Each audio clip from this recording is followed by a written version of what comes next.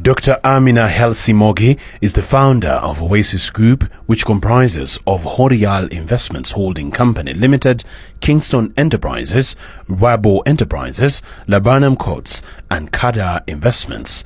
She started off with cross-border trade at an early age, and her main business at the time was supplying cement to Uganda when the country was just emerging from civil strife in 1986. The main thing which has made me successful is that my teacher was my mother. And my mother was very good in business. Although she never went to school. She never went to school. She never studied. But she had the attitude of learning things. So immediately when I left school, she asked me to go to do bookkeeping. Because she wanted somebody who knows accounts. Because if you do business, you also have to account for yourself. She single-handedly started and completed landmark investment projects which have transformed Uganda's capital Kampala into a vibrant city. The Oasis Mall is the city centre's heartbeat, housing local and international banks.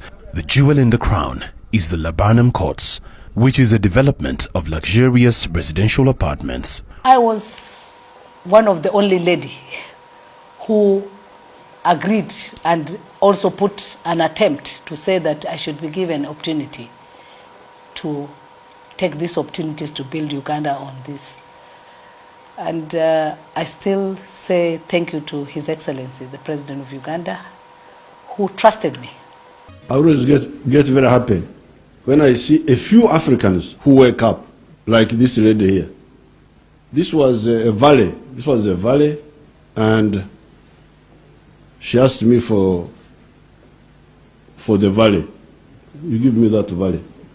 Because of her Somali name, I first checked whether she was a terrorist or not. I confirmed that she's not a terrorist. Her mother is from Bungoma. So I said, okay. From humble beginnings, Amina Helsi Mogi is now providing employment to over 6,000 people, mainly women. Her determination and unique ability to make things happen has endeared her to several African heads of state and dignitaries who have personally visited her projects to witness firsthand the transformation and impact they have on the city and its people. Na nyinyi mumetuonesha example mzuri sana kutoka mwanzo ya kwamba Kenya can actually be an integrated society, because you yourselves have integrated family and deeply na societies zote pahali popote ambapo mwenda. Hata mimi nikienda Kampala lazima nikutane na Amina aniambie dunia ya huko vile imekaa, mbele ya tuongee sana, na ni kweli. Her latest venture is into sugar and power production. Amina, under her company Horial Investments Limited, is putting up a sugar plant with a cane crushing capacity of 1,650 tons per day and a 12-megawatt cogeneration plant in northern Uganda. This will be the source of economic empowerment to over 5,000 women and the entire economy of northern Uganda. Her remarkable social responsibility drive and enthusiasm continues to be channeled towards reduction of poverty and creation of sustainable economic empowerment to women. When the people in the north came and talked to me and said that we have this land, the land is in northern Uganda and it is at the border, and this is an area where there was the conflict, and was the war area where Kony was. So, but it is now peaceful. Peace has come. People who are displaced have been brought back. So it is not as bad as that. Mama Amina is well known as a serious investor. This is also the pride for women. This is an example that women can actually be big investors. She's now being invited all over. UN, African Development Bank. The other day she was being given an award. I even saw her now on the front page of a magazine called Fortune, that she's now one of the billionaires in Africa. I agreed and I took the land. I realized that the main people who are really affected here are women. They were displaced and they are back, but they were not given anything. So I realized that as to put sugar factory there, first of all, I should also help the women. We had a conversation with Madame Amina, and we asked her, you know, women in Africa, let's say Africa, we don't own properties. More so land, we don't own it. And it is worse with the vulnerable. They even don't have where to squat. We have women who came back from the bush. They are living with HIV/AIDS. They have been denied portion of family properties, and they also are HIV positive. With the return of relative peace after decades of brutal insurgency, northern Uganda is slowly beginning to rebuild, with places like Atiak setting the pace thanks to efforts of people like Dr. Amina.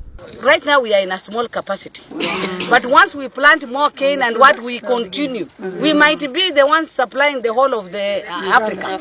In short, her efforts as a visionary lady entrepreneur are bringing hope and joy to thousands of people who were largely uncertain of the future.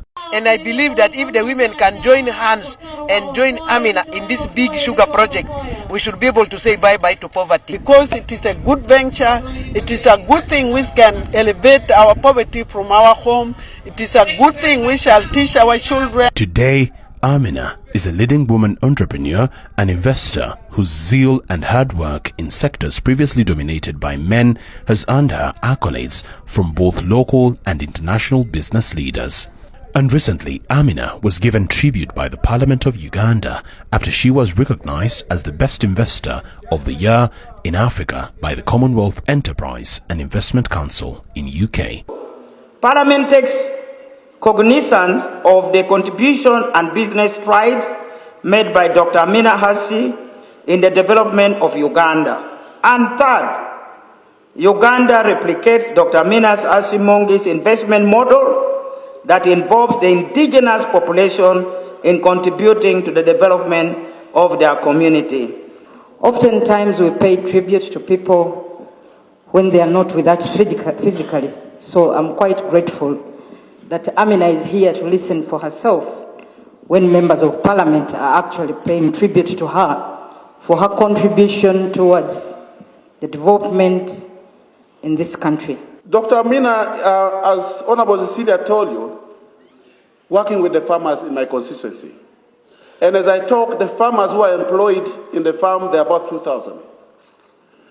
Another business is in Uganda, whereby we have about 600 Ugandans who are employed. Mr. Speaker,